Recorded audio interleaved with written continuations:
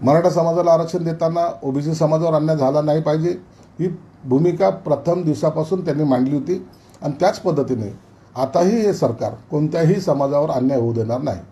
अधिवेशनामध्ये दिल्लीत राज्यसभेत गोंधळ तुम्ही पाहिला असेल की खासदारांच्या बेंचवर नोटांची बंडल सापडले आणि त्यावरून जोरदार गदारोळ सुरू आहे.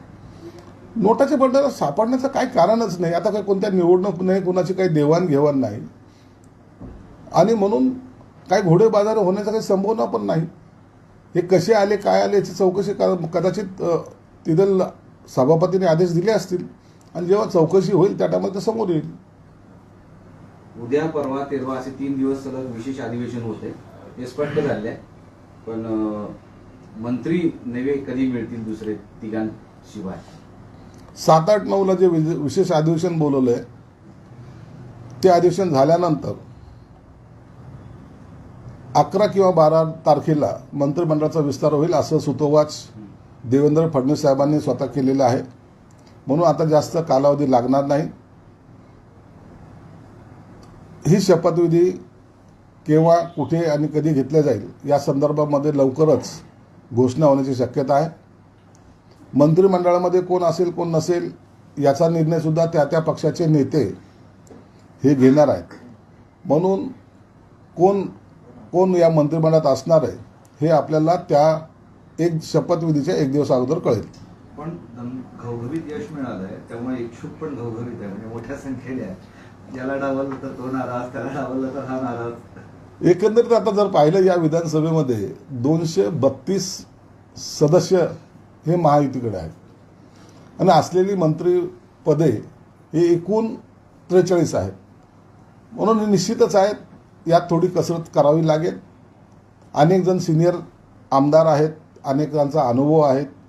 या सर्वांचा ताळमेळ बसवणं हे नेत्यांचं एक वेगळं काय म्हणता येईल त्याला कौशल्य त्यांना ते दाखवावं लागणार आहे आणि त्या आधारेच या नवीन मंत्र्यांची निवड करावी लागेल. मंत्रिपद मिळावं म्हणून शिवसेना आणि एनसीपीचे दोन्ही पक्षाचे भाजप सोडून नेते, इच्छुक नेते, आमदार वेगळ्या पक्षाच्या दालनात जाऊन लॉबिंग करताना दिसत आहेत. शिवसेनेचे एनसीपीच्या कारला जात आहेत, भाजपकडे जात आहेत, मुख्यमंत्र्यांकडे जात आहेत, उपमुख्यमंत्र्यांकडे जात आहेत. तसंच एनसीपीचं तसं चालू आहे. तुम्ही हा गैरसमज करूच नका.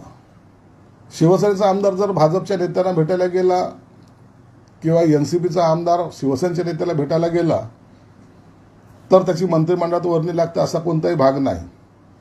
ज्या ज्या पक्षाचा जो नेता असेल, मग देवेंद्र फडणवीस असतील, एकनाथ शिंदे साहेब असतील, अजितदादा असतील, हे त्या त्या पक्षाचा कोणता आमदाराला मंत्री बनवण्याचा हा अधिकार त्यांचा स्वतंत्र आहे. म्हणून त्यांना इतरांच्या रेकमेंडेशनची गरज नाही. ते स्वतंत्र निर्णय घेतील आणि तेच लोक मंत्रिमंडळामध्ये सामील होतील. खातेवाटप करताना गृह खातं तुमच्याकडे असणार आहे का भाजपकडे असणार? याचा आणखी निर्णय झालेला नाही. हे वरिष्ठ नेते बसून यावर निर्णय घेतील. मंत्र्यांचा फॉर्म्युला काय ठरला का? कोणत्या पक्षाला किती? नाही, या फॉर्म्युल्याबद्दलचं आताही चर्चा झालेली नाही. हे वरिष्ठ नेते 1-2 दिवसामध्ये चर्चा करून याच्यावर निर्णय घेतील. मराठवाड्यात किती मंत्री मिळतील? हे सर्व निर्णय हा 2 दिवसात होईल. जरांगे पाटलांनी 5 तारखेपर्यंत अल्टिमेटम दिलाय. आरक्षणाचा प्रश्न जो आहे तो मार्गी काढावा असं त्यांनी सांगितलं. ठीक आहे, त्यांच्या जे त्यांनी काही सांगितलंय सरकार त्याची निश्चित दखल घेईल. योग्य ती चर्चासुद्धा सरकार त्यांच्याबरोबर करेल असं एकंदरीत आहे. सरकार स्थापनेनंतर अधिवेशनाला असलेलं महत्त्व, हे अधिवेशन संपल्यानंतर कदाचित सर्वच लोकांची एकदा स्वतंत्रपणे बैठक बोलवण्याचा सुद्धा सरकार प्रयत्न करेल. देवेंद्र फडणवीस यांनी पत्रकार परिषदेमध्ये बोलून दाखवला, जो नदी जोड प्रकल्पाचा आहे, जो महाराष्ट्रासाठी अत्यंत महत्त्वाचा. किती सरकार सिरियस होतं? कारण वॉटर ग्रीड कालचे मागच्या तुमच्या कार्यकाळात पूर्ण होऊ शकलं नाही, त्यासाठी फंड वगैरे आला, तयारी सुरू. नदी जोड प्रकल्पाबद्दल मराठवाड्यातील नेता म्हणून तुम्हाला काय वाटतं? नदी जोड प्रकल्प हा मराठवाड्यासाठी अत्यंत महत्त्वाचा प्रकल्प आहे. महाराष्ट्रामध्ये सुद्धा इतर राज्याप्रमाणे एकीकडे पाऊस जास्त पडतोय आणि जे अतिरिक्त पाणी आहे ते समुद्राला मिळतं आहे किंवा त्याच्यामुळं पूर परिस्थिती निर्माण होते. जर नदी जोड प्रकल्प झाला तर बॅलेन्स ज्याला म्हणता येईल, मराठवाड्यातला काही भाग तुम्ही बीड घ्या, हिंगोली घ्या, लातूर उस्मानाबाद, धाराशिव, जालना हा नेहमी दुष्काळग्रस्त राहिलेला आहे. हा जर नदीजोड प्रकल्प जर झाला तर यामुळं या भागामध्ये बागायती ज्याला म्हणतो किंवा चांगल्या प्रकारच्या या शेतकऱ्याला एक दिलासा मिळेल आणि असलेला दुष्काळ हा कायम स्वरूपी मराठवाड्यावर असलेला जो डाग आहे तो पुसला जाईल. एकीकडे घवघवीत यश मिळालं, त्यानंतर राष्ट्रवादीचे विक्रमसिंह पाटणकरांचा मुलगा सत्यजित पाटणकर भाजपमध्ये जाणार आहे. इनकमिंग आता सुरू झाली आहे. सत्तेमध्ये आता अनेकांची इन्कमिंग होईल. आमच्याकडे काही लोकांची यादी आलेली आहे, परंतु याचा निर्णय तातडीने न घेता अधिवेशनानंतर घेतला जाईल.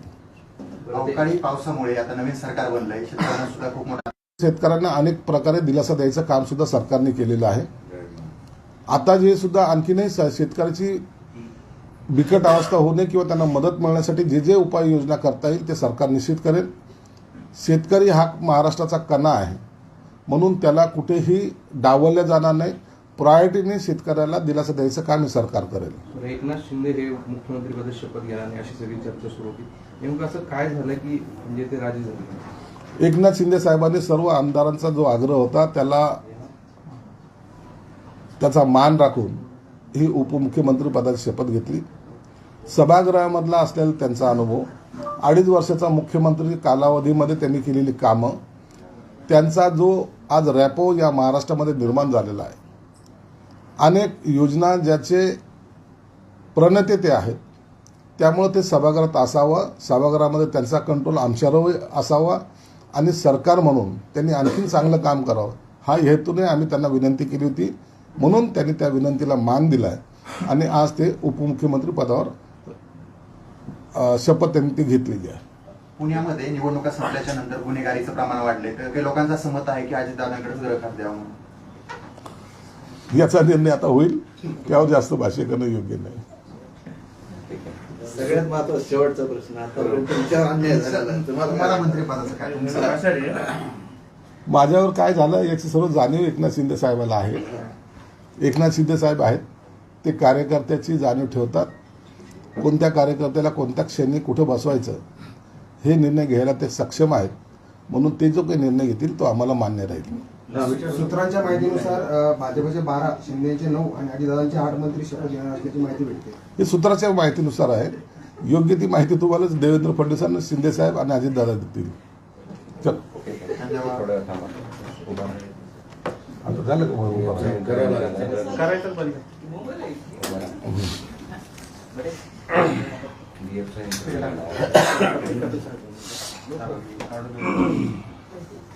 ओव्हर संभाजी करा बरं.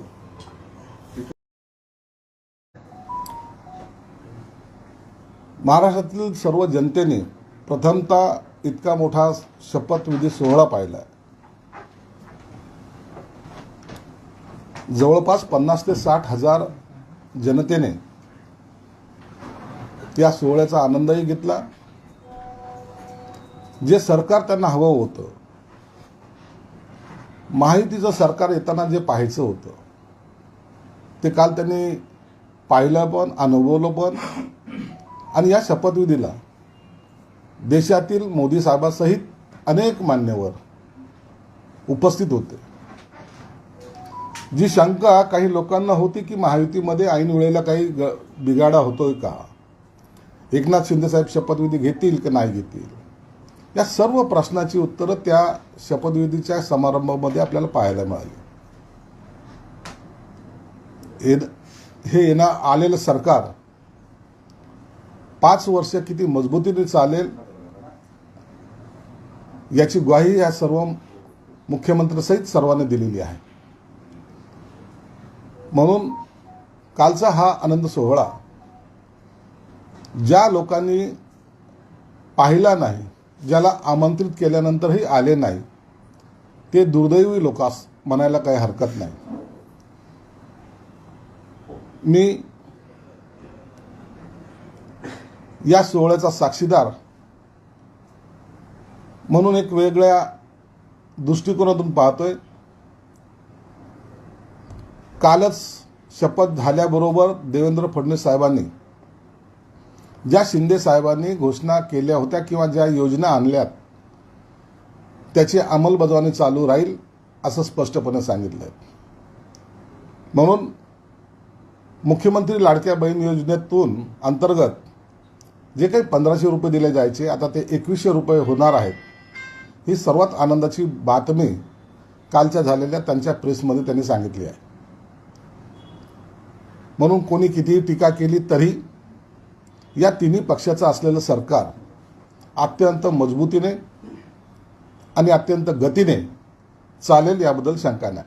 तुम्ही सरकार स्थापन केलं याबद्दल भरभरून सांगताय, पण संजय राऊत असं म्हणतायत की 15 दिवस लागले सरकार स्थापन करायला आणि आता कोणतं खातं कोणी घ्यायचं यावर त्यांचं रशिया युक्रेन प्रमाणे युद्ध सुरू आहे. विरोधक कोण काय बोलतं याच्याकडे आम्ही लक्ष देत नाही. आम्हाला काय दिवस लागले, कोणतं खातं कुणाकडे जाणार आहेत याची चिंता त्यांना काय लागते. मला वाटतं सर्व आमचं आलबेल असताना यांच्यासारखे हे जे काही डोमकावळे आहेत त्यांना असं विरोधात बोलून नेमकं काय मिळतं मला माहीत नाही. परंतु यांनी असंच विरोधात बोलत राहावं. आम्ही आमचं काम करू. खाते वाटप असेल, शपथविधी असेल, देवेंद्र फडणवीस साहेबांनी स्वतः सांगितलं की 11 ते 12च्या दरम्यान हा शपथविधी होणार आहे आणि त्याच्यानंतर सगळे खाते वाटपसुद्धा होतील. म्हणून आता चिंता आम्हाला त्याची राहिलेली नाही. आता विरोधकांनी काय करायचे याची खरी चिंता आम्हाला सतवते. पण ते असे म्हणाले की भविष्यात काही लोकांना गाजर दाखवण्यासाठी पुढचा देखील अधड विस्तार केला जाईल. आम्ही काय करू याची चिंता तुम्ही करूच नका.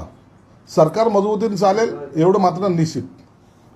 बरं, संजय राऊत असंही म्हणाले की शपथविधी होणारच होता, एकनाथ शिंदे आले असते तरी आणि नसते तरी तशा पद्धतीचं नियोजन झालं होतं, पत्रिकेतही नाव नव्हतं, त्यामुळे चित्र असंच होतं सगळं. म्हणजे भाजपचं सरळ म्हणणं आहे की शिंदे साहेबांना सोडून भाजपने शपथविधीची तयारी केली होती. असं संजय राऊतांचं म्हणणं. संजय राऊतच्या म्हणण्याला काही कवडीची किंमत नाही किंवा अर्थही नाही. त्यांना असं वाटणं साहजिक आहे. त्यांना या माहितीमध्ये मिठाचा खडा टाकायचा त्यांचा प्रयत्न होता. परंतु नेमकी स्ट्रॅटेजी काय करायची, कधी शपथ घ्यायची हे सगळं ठरलेलं होतं. आम्ही सर्व त्या गोष्टीचे साक्षीदार आहोत. म्हणून आम्ही शिंदे साहेबाचे सुद्धा मनापासून आभार मानतो की त्यांनी आमदारांनी जी काही त्यांना गळ घातली होती, त्यांना जी काही विनंती केली होती त्या विनंतीला सुद्धा त्यांनी मान दिला. स्वतः देवेंद्र फडणवीस साहेब 2 वेळेला शिंदे साहेबाला वर्षाला येऊन भेटले. त्यांचाही त्यांच्या शब्दाचा सन्मान राखला. म्हणून आमच्यामध्ये वाद असण्याचं काही कारण नाही. आम्हाला सोडून किंवा धरून हा शपथविधी होणार नव्हता. हे एकत्रित निर्णय घेऊनच हा शपथविधी पार पाडणार होता एवढं मात्र निश्चित आहे. कोळंबकर हे 1 वाजता हंगामी अध्यक्ष म्हणून शपथ घेत आहेत आणि आता त्यासोबतच नवीन अध्यक्ष कोण असेल यावर चर्चा सुरू आहे. कोळंबकर ह्या सभागृहातले सर्वात ज्येष्ठ सदस्य असल्यामुळं त्यांना हंगामी विधानसभेच्या अध्यक्षपदाची शपथ ही आज 1 वाजता दिली जाईल. त्यांच्या अध्यक्षतेखाली सर्व नवनिर्वाचित विधानसभा सदस्य हे शपथ घेतील. 2 दिवस हे शपथविधीचा कार्यक्रम झाल्यानंतर 3ऱ्या दिवशी अध्यक्षाची निवडही होईल आणि अध्यक्षाच्या निवडीनंतर एक विश्वासदर्शक ठराव सुद्धा त्या ठिकाणी मांडला जाण्याची शक्यता आहे. सुप्रिया सुळे यांनी तुम्हाला शुभेच्छा देत ते असं म्हणाले की पुढची 5 वर्ष चांगली सेवा करावी, नाहीतर महाराष्ट्राचा हक्क दुसऱ्या कुठल्या राज्याला यांनी देऊ नये. सुप्रिया सुळे फार दिवसानंतर बोलल्या त्याबद्दल त्यांचा मी आभार मानतो. एक चांगला त्यांनी सल्ला आम्हाला दिलेला आहे. निश्चित त्यांच्या सल्ल्याचा आम्ही आदर राखू. सरकार चांगलं चालू. त्यांना आणि त्यांच्या पक्षाला किंवा त्यांचे असलेल्या सहकाऱ्यांना अभिमान वाटेल असंच राज्य यापुढे कार्यशील राहील, गतिमान राहील. आणि आमचीसुद्धा त्यांना विनंती राहील की तुम्ही सर्वांनी आम्हाला या सर्व चांगल्या कामामध्ये सहकार्य करावं. तुमच्या कार्यक्रमामध्ये कालच्या ढिसाळपणा होता हे तुमच्याच पक्षाच्या नेत्यांनी म्हटलेलं पावसकरांनी. नाही, असं काही ढिसाळपणा वगैरे नव्हता.